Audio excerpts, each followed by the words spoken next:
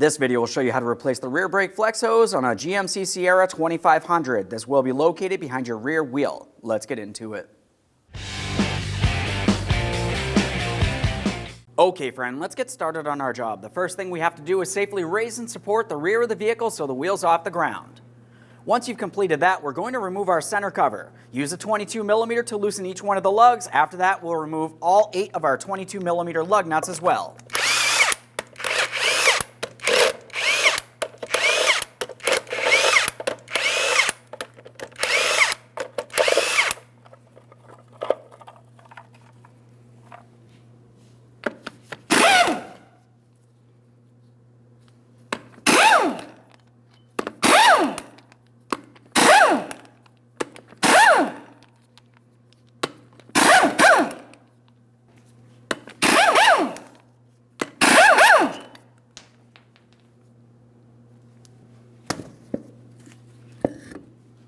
With the wheel out of the way, we have a clear view of our rear brakes and our rear brake flex hose.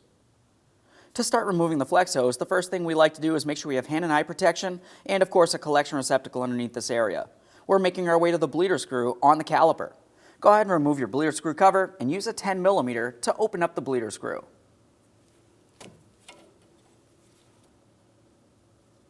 Now, once you do have that opened up, the next thing we have to do is make our way into the passenger compartment. You're going to press the brake pedal all the way down to the floor and hold it there with something such as a pry bar. Fluid will make its way out of this area. Once we've done that, we can gently close our bleeder screw.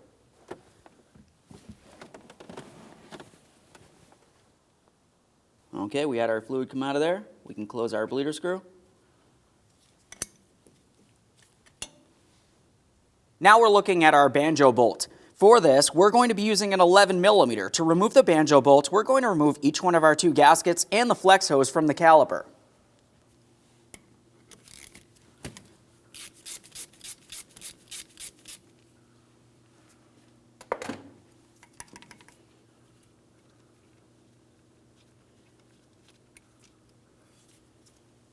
Now, as I take this out of place, we're looking for each one of our 2 gaskets. There's one, you want to make sure it's away from the caliper. The other one's still on my banjo bolt here. We will be reusing the banjo bolts, but we never reuse our gaskets. Go ahead and remove each of the gaskets and set it aside. Now we can follow that flex hose all the way over to its next mounting point. Now on the rearward side here, we can see where our steel brake line leads into our brake flex hose. We're going to be using a 13mm. We can start turning this counterclockwise. Something that I like to mention about this is if you're attempting to turn your brake line fitting and it's twisting the brake line, you could be causing damage to that brake line. Now we don't want to break the brake line because of course at that point you'd have to replace it. If you can't get it to free up, break it free from the flex hose and we'll continue on with removing the flex hose from the area. Now since I could not loosen my fitting away from my line and I do not want to damage the line, I have broken it free. I'm going to remove my metal clip along the back side here. For this I'm just using some pliers so I can grab onto the ear. We'll go ahead and remove that. Just go ahead and give it a quick inspection and set it aside. Now you may find that the brake hose is stuck in the brake hose bracket. If that's the case, use a small hammer. We'll give this a couple light taps.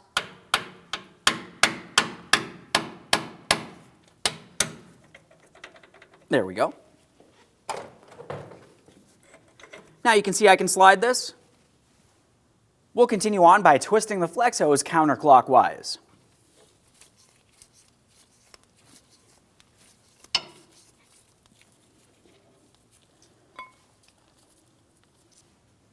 There it is, friend. Now, prior to installation of any brand new part, of course, we need to make sure we clean and inspect all mounting surfaces.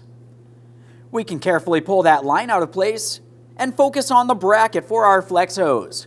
For this, I'm going to use a wire brush. You can also use some sandpaper. We essentially want to make sure it's not rotted, weak, or damaged.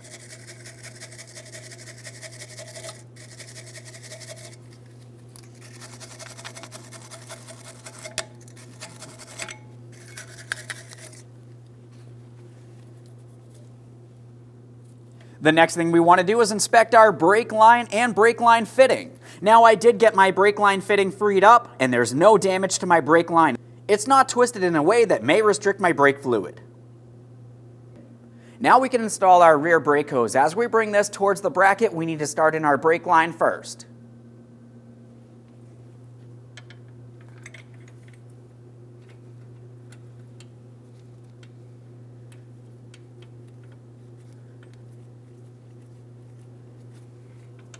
Once you have that started in, we're going to continue on taking hold of our brake hose. We'll twist it as necessary so we can get it aligned with the bracket. Continue on with our locking clip.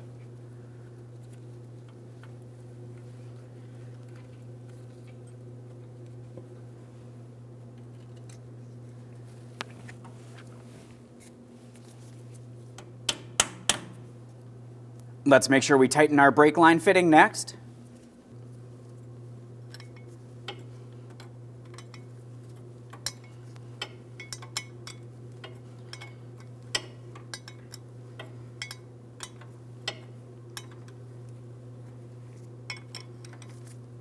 Okay, right there is bottomed out. Let's just take that a little bit further here. We want to make sure that it's properly secured so we do not have any brake fluid leaks from this area. We can continue on with the rest of the brake flex hose leading down towards the caliper next. Now looking at the far end of the flex hose here, we need to take our cleaned banjo bolt and one of our brand new gaskets. We're sliding that all the way down to the flange of the banjo bolt and we're sliding it down and through our brake flex hose. On the other side of the flex hose, we have another brand new gasket. Now there's one on each side.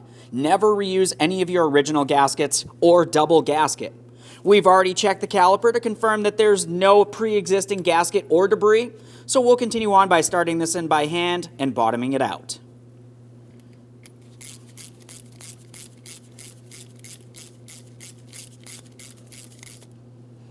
Right there's bottomed out. Let's continue on turning this an additional quarter turn to lightly compress each one of our two gaskets. Double check to make sure this is secured in place.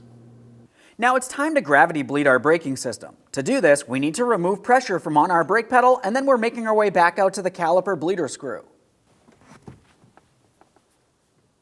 Now that I've removed pressure from the brake pedal, we're at our bleeder screw, we're going to open this up. We have our collection receptacle under here. When we open this, typically you're going to find fluid makes its way out, but you're going to also find small air bubbles. We need to let this gravity bleed until you see only a steady trickle of fluid making its way out with no air bubbles.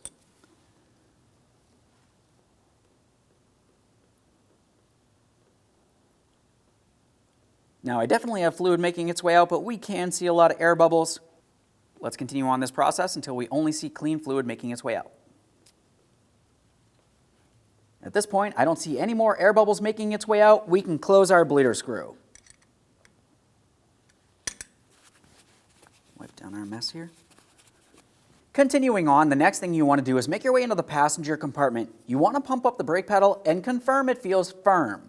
If it feels like it's soft or sinks down towards the floor, you might have air trapped in the system. If that's the case, you're going to want to do a manual brake bleed. If it does feel good, go ahead and clean up any mess in this area and reinstall your bleeder screw cover.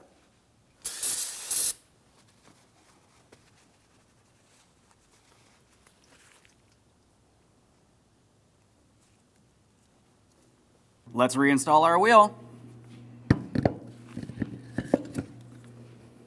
Once you have the wheel in place, we'll start on all 8 of our 22mm lug nuts. We'll lightly bottom them out. After that, we can get the wheel back on the ground and torque each of these to 140 foot-pounds.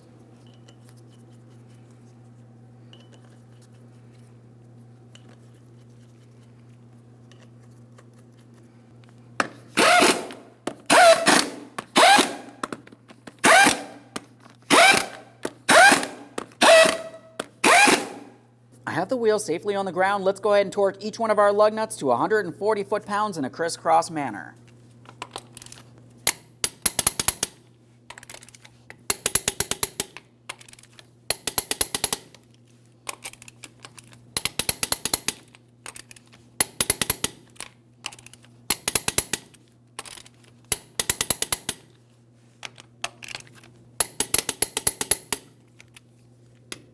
Torqued.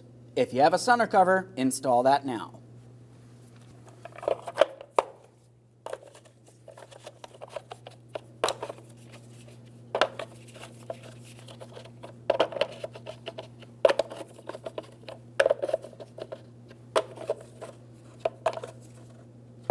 Double check to make sure that's secured in place. Okay friend, let's get started on bleeding the brakes. We want to start under the hood at the master cylinder. Prior to opening it, let's make sure we use a clean rag, and we're going to clean along the top of the master cylinder and your master cylinder cap. We want to prevent any miscellaneous debris making its way into the braking system. After you've cleaned the area, take hold of the cap, turn it counterclockwise, and remove it. You can tell exactly what type of fluid to use, .3 as I mentioned. Of course, we're going to inspect our seal. You want to make sure it's not swollen or damaged in any way. This does look good, so I'm going to temporarily set it aside. Continuing on, we want to remove as much fluid from inside of the master cylinder as possible so we can confirm that we have only clean fluid in here for the rest of the bleeding procedure.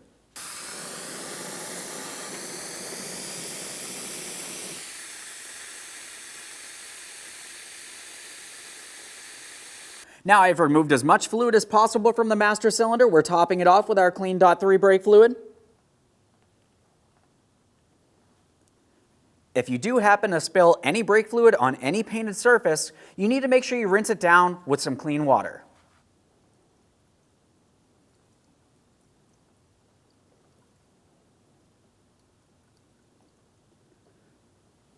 We're just bringing this up towards our maximum line here. Temporarily reinstall the cover so no miscellaneous debris makes its way in while we continue on our brake bleed process.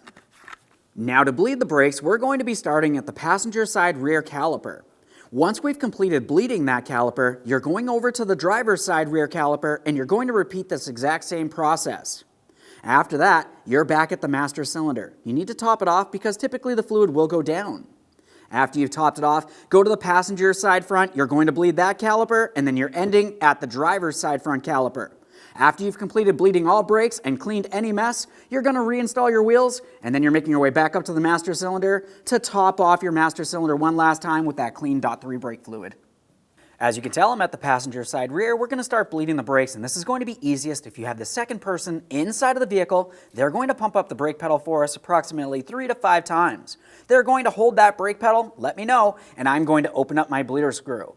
When this happens, we're waiting to see only a steady trickle of fluid making its way out with no air bubble, and of course we want to make sure it's clean brake fluid as well. We have a collection receptacle under here, and of course hand and eye protection at all times. Go ahead and pump the brakes, please.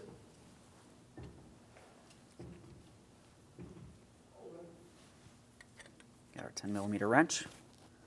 Let's do this slow here. We want to try to make sure all the fluid goes into our collection receptacle, and of course we are watching for air bubbles making its way out of the system. Go ahead and pump, please.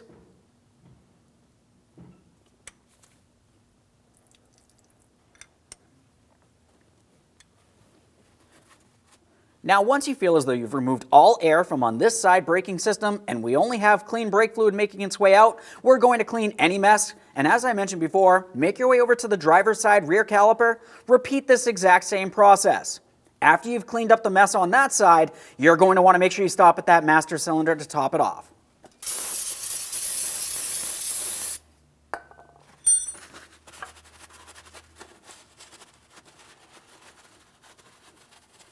Make sure that's dry and clean so we can double check for leaks in the end. I finished the driver's side rear, so I'm at the master cylinder. We can remove the cap, top it off with our clean .3.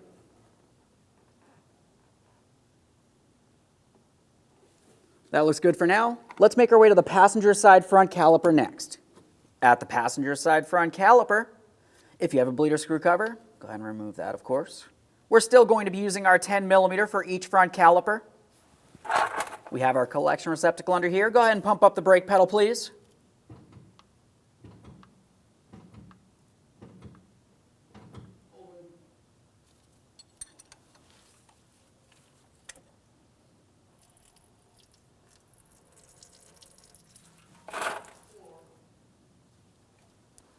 Go ahead and pump.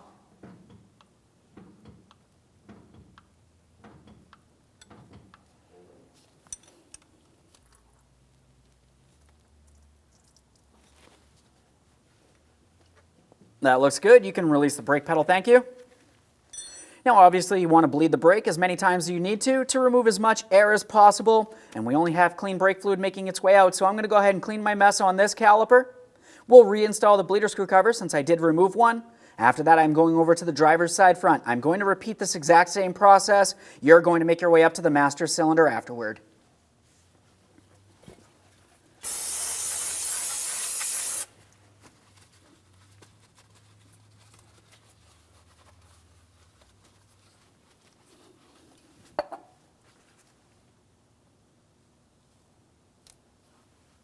After bleeding all brakes, we're at the master cylinder. Let's go ahead and top it off one last time. We can see where our maximum line is. This is where we need to be.